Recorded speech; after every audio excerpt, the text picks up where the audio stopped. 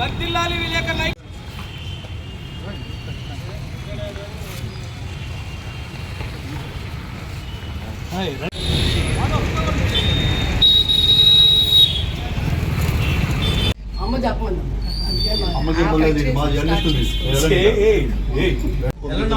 రండి ముందుకు రండి. ఆగాలి.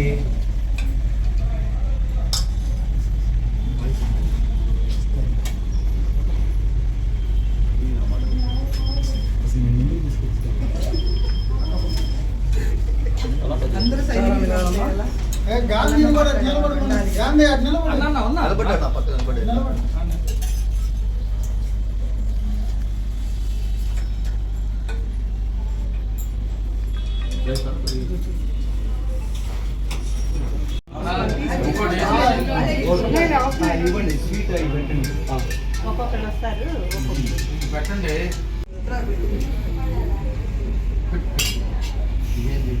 అదే అన్నం చాలకపోతే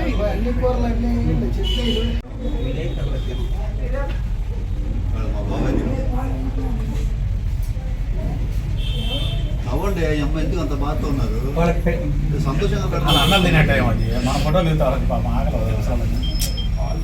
ఇవాళ మా దినం మళ్ళీ ఫోన్ చేస్తాం మీదే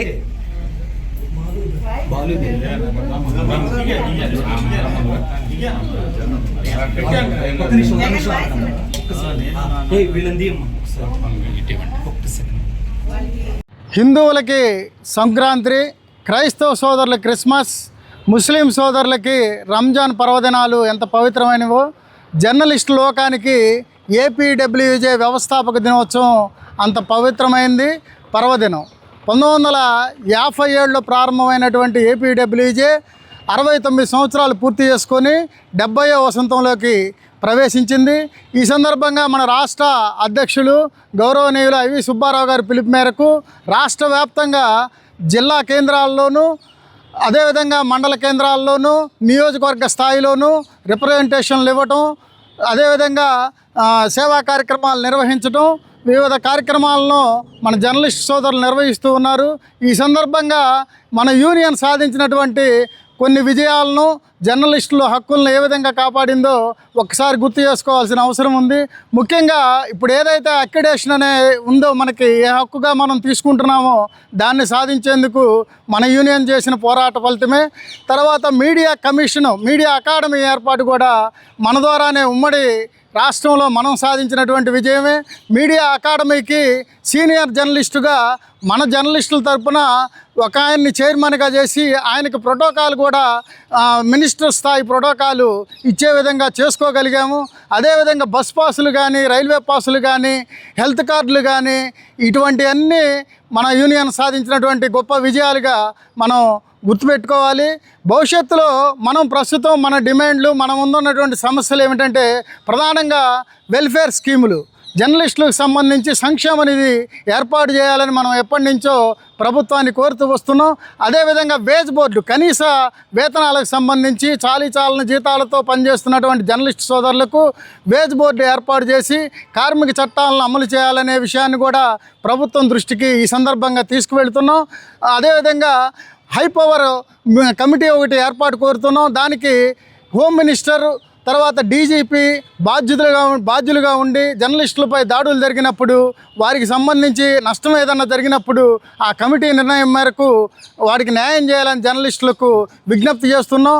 దాదాపు 18 రాష్ట్రాల్లో 50 సంవత్సరాలు దాటినటువంటి సీనియర్ జర్నలిస్టులకు పెన్షన్ సౌకర్యం గరిష్టంగా 25,000 రూపాయల వరకు కేరళ, పశ్చిమ బెంగాల్, గుజరాత్, బీహార్ వంటి రాష్ట్రాల్లో అమల్లో ఉంది. ఆ పెన్షన్ స్కీమ్ను కూడా ఏపీలో అమలు చేయాలని విజ్ఞప్తి చేస్తున్నాం. ఇప్పటికీ జర్నలిస్టుల ఇళ్ల స్థలాలకు సంబంధించి పెద్ద ఉద్యమాలు, అనేకసార్లు ర్యాలీలు నిర్వహించాం. అదేవిధంగా ఈ జిల్లా కేంద్రమైనటువంటి నర్సాపేట పట్టణంలో ప్రెస్ క్లబ్కు సంబంధించి ఒక స్థలాన్ని కేటాయించమని ఒక యూనియను సమావేశాలకు కానీ, రాజకీయ పార్టీలకు ప్రెస్ మీట్ల ఏర్పాటుకు కానీ మీడియా ప్రెస్ క్లబ్ అనేది ఒకటి ఏర్పాటు చేయాలని జిల్లా కలెక్టర్ దృష్టిలోకి తీసుకువెళ్ళడం జరిగింది. దానికి సంబంధించిన టెక్నికల్ వర్క్ అంతా జరుగుతుందని సందర్భంగా తెలుస్తున్నాం. గౌరవనీయులు జిల్లా కలెక్టర్ ఆ సమస్యను త్వరగా పరిష్కరించి ప్రెస్ క్లబ్కి ఆ స్థలాన్ని కేటాయించాలని విజ్ఞప్తి చేస్తూ, ఇదే స్ఫూర్తితో భవిష్యత్తులోనూ ఇటువంటి కార్యక్రమాలను, యాక్సిడెంట్ పాలసీ మాది వాయిదాలో ప్రస్తుతం అది సరిగ్గా సక్రమంగా అమలు కావడం లేదు. యాక్సిడెంట్ పాలసీని సైతం అమలు చేయాలని రాష్ట్ర ప్రభుత్వానికి ఈ సందర్భంగా విజ్ఞప్తి చేస్తూ ఈ కార్యక్రమానికి హాజరైనటువంటి జర్నలిస్టు సోదరులందరికీ విప్లవాభినందనలు, శుభాకాంక్షలు తెలియజేస్తున్నాం. థ్యాంక్ యూ అన్నాడు. ఏపీడబ్ల్యూజే 70వ వార్షికోత్సవం సందర్భంగా ఈరోజు రాష్ట్ర వ్యాప్తంగాను జిల్లా కేంద్రాల్లోనూ నియోజకవర్గ కేంద్రాల్లోనూ అనేక సేవా కార్యక్రమాలు నిర్వహిస్తున్నాం. దానిలో భాగంగానే మన నర్సాపేట జిల్లా కేంద్రమైనటువంటి నర్సాపేట పట్టణంలో ఉన్నటువంటి రాఘవేంద్ర చారిటబుల్ ట్రస్ట్ ఆధ్వర్యంలో నిర్వహిస్తున్నటువంటి వృద్ధాశ్రమంలో ఈ సేవా కార్యక్రమాలను నిర్వహించడంతో పాటు వారికి అన్నదానం చేశాము. వారి పెద్దవారి దీవెనలను ఏపీడబ్ల్యూతో పాటు జర్నలిస్ట్ అందరికీ ఇదే విధంగా వారి దీవెనలు అందించారు.